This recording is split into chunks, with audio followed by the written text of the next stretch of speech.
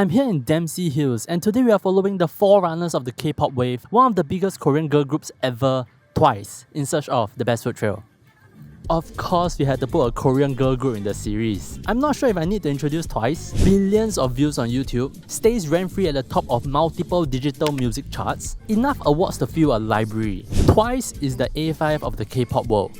Of course, within A5 there are distinctions to be made and biases to be had, but we shan't get into all of that. What we will get into, however, is Twice food trail in 2017. We are starting here at Candlenut, a 1 Michelin-starred Peranakan restaurant, the only one in the world that earned a star with Peranakan food. And I freaking love Peranakan food. The whole cuisine is generally very effortful and meticulous, with flavor profiles that want to tie you up and beat you in a very wholesome and loving way. I'm not too excited about paying Michelin prices, but maybe for Peranakan food, it might be okay.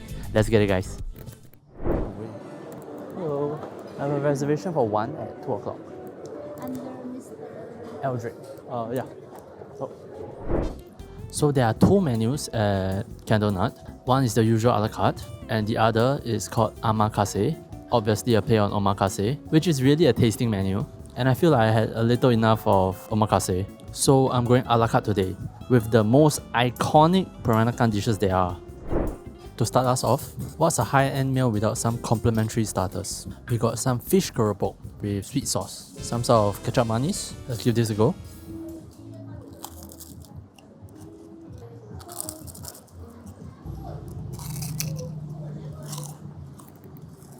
Oh, this sauce is very nice. Very molassy. You get tamarind and you get a fruit. It's kind of hard for me to taste amidst all this flavor, but I think it's pineapple. And the keropok, nice and crunchy, but more importantly, it's actually smelly. I was afraid this would be like the cheap keropok because of the color, where it's just fried flour for the most part. My favorite keropok are those that look very dirty. You know, that really ugly off-white brown. Those are the best. But these are decent too.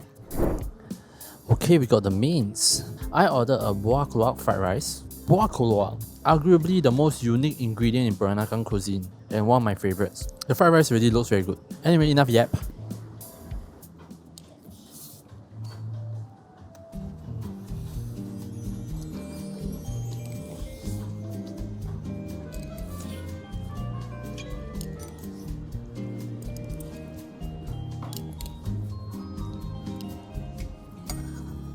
This is the kind of dish that 6 months later, I will have a dream about, and then I wake up and go and eat it. The fragrances, the egg, the spring onion, the rice. I don't know how is the rice so fragrant. Despite being lathered in Buah Keluak, right, there is that sweet fragrant Thai Hon Mali rice smell. If you look closer, there are like finely chopped spring onions. There's a little bit of sambal, I'm not sure if you can spot it. There's egg and there's rice. All these fragrances are balanced so well, yet so pronounced. The whole dish is so aromatic. And then the rice. One of the top priorities in fried rice is Li Li Fen Ming, right? And then you look at this. The rice grains are so light, bouncy and separated. It's really masterclass eh. All these are just like the basic requirements of fried rice. We haven't talked about the main star, Buah Keluak. Although I'm a Buah Keluak lover, or rather because I'm a Buah Keluak lover, I know how strong the nut can be. So I was very worried that if you put it into fried rice, it's very hard to make it to the end of the bowl. Definitely not the case. The way they have incorporated the Candlenut is so skillful. You have the pungency of Buah Keluak, and yet after every mouth you just want to go for one more. No, how did they do this? How did they incorporate the Buah Keluak so well? Why is every rice grain so evenly colored? This is not just, you fry a rice, you just mix some Buah Keluak in and stir. There's another step. I'm really glad I went for the a la carte, because if the portion was any smaller than this, I'll be pissed. Because it's so delicious and the rush is so strong. This is perfectly adding the sophistication of Buah Keluak on top of an impeccable fried rice. I am surprised by the lack of oil. You can see the almost matte finish on the rice grain, but it's not right to call it a miss because it might interfere with how much the rice fragrance can come through. And there is definitely not a lack in flavor. So no misses. Alright, I'm ready for the verdict. No. Let's move on to the next dish. Chef's mom's curry chicken. To put your name on a dish is one thing. To put your mother's name on it, you must be really confident of the dish. And it does look really good. The server mentioned that there is a heavy use of kaffir lime leaves in this. Not sure what that means. And the nice lady gave me a complimentary serving of rice because the chicken curry might not go very well with the Buah Keluak. So if this is even half as good as that, GG go next.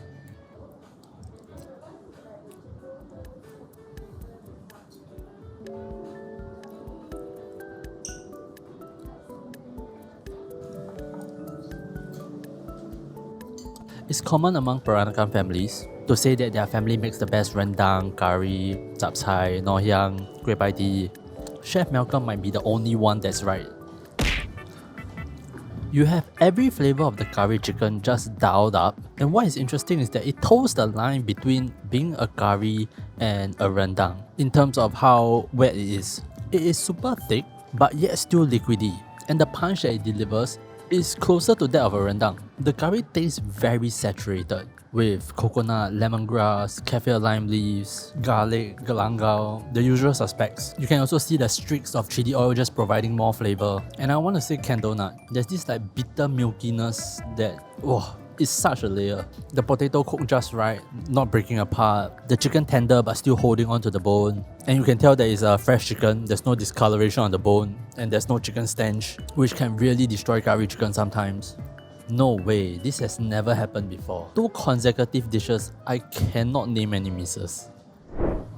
Dessert, we have Kueh Salat with coconut ice cream, I think. And how daring. They didn't put any colouring in Kueh Salat when it's very very common to do so to achieve that colour.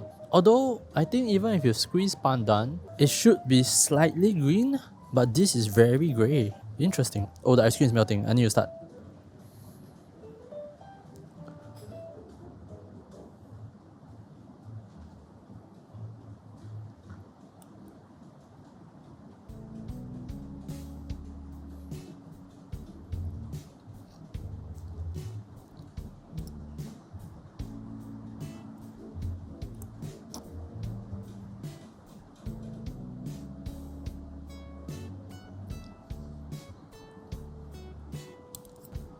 Don't eh? 3 dishes, no misses is a bit too much eh.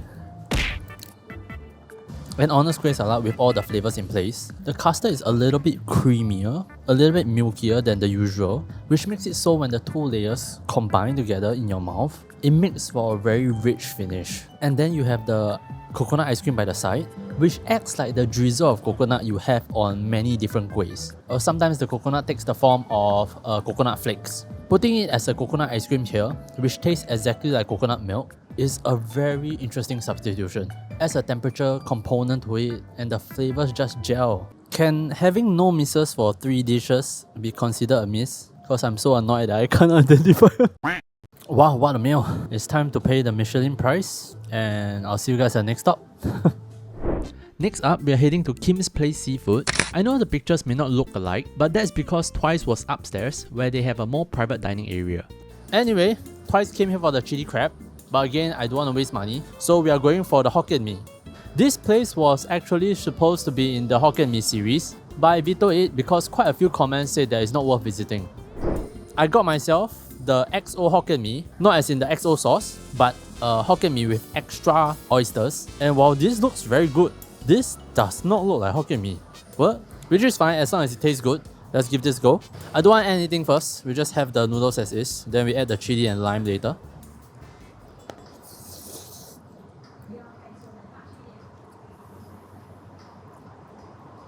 Ooh.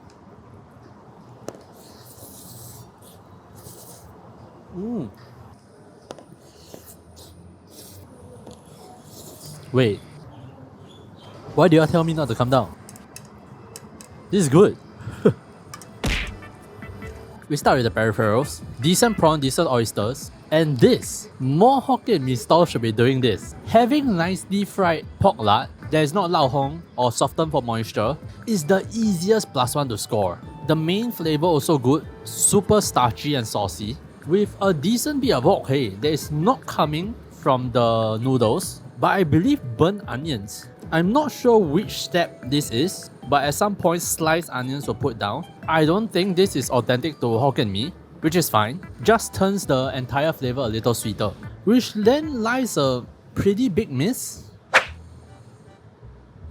If you were to have the noodles on its own, without the lime, without the chili, without the pork lard, It tastes more like a zi char mee goreng than a Hokkien Mee. I'm not convinced about their seafood stock. The tastiness is tuned up a little bit high by the seasoning, without enough depth of flavor from the seafood. And the yellow noodles are overcooked. They are super soft and broken up already. You can see how short the strands are. So slurping one spoonful kind of feels strange. It's still very nice, but it feels like something needs to be removed. I'm not sure what. It's not the oysters. I don't know. I'll leave it to Hokkien Mee season 2.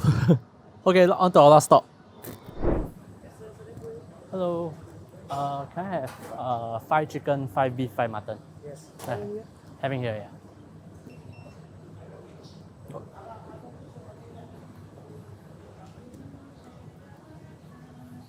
Thank you. We are now at Satay by the Bay, where I twice had satay over there. They patronized a store that had this blue ring around the plate. I walked a few rounds and it seems that Satay by the Bay has standardized their plate, so I can't tell which stall they ordered from. There are 4 to 5 to choose from. I went with Michelin-starred satay and already it looks much better. You can kind of see gradients with the char at the very least, although it's still very small and 10 cents more expensive. Let's give this a go.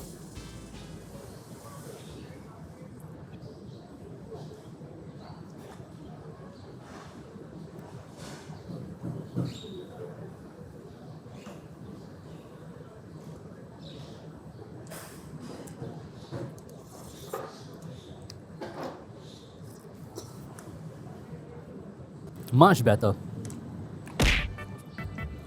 The roastiness is way more obvious now. Oh, sorry. For those who have not watched the Running Man episode, comparing to Lau Pa Sat's Satay Street, the meat flavor is way more obvious. You can see that there is way more brown meat as compared to the previous episode, and that obviously helps the flavor of skewered meat. Not only that, the crust is better managed this time. You can see like the shine of caramelized sugar coming from the satay marinade.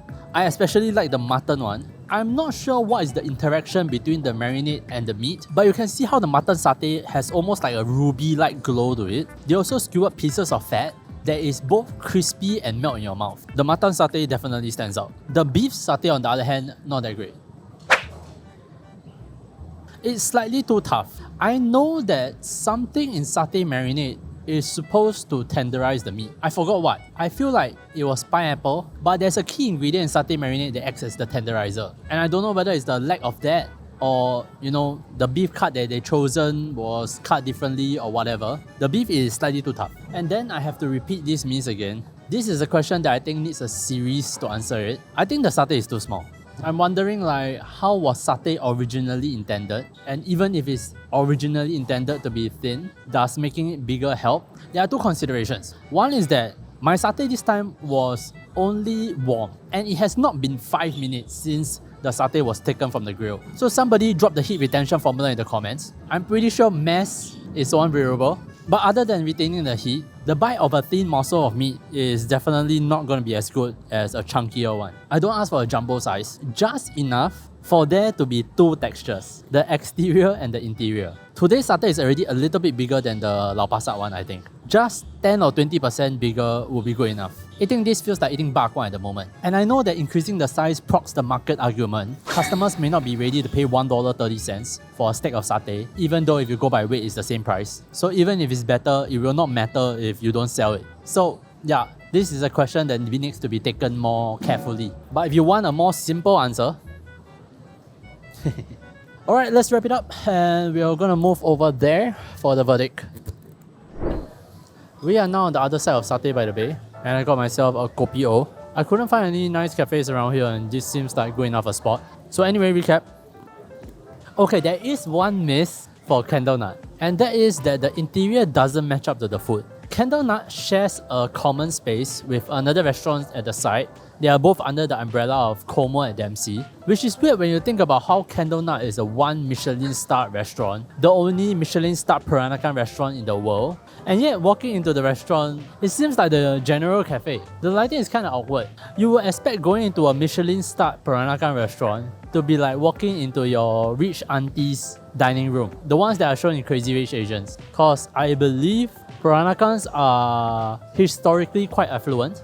So yeah, one miss. That took me a whole night to think about because everything else, 3 dishes, no misses. And then to the Hokkien Mee was decent. Satay was decent. I think we are ready for the verdict.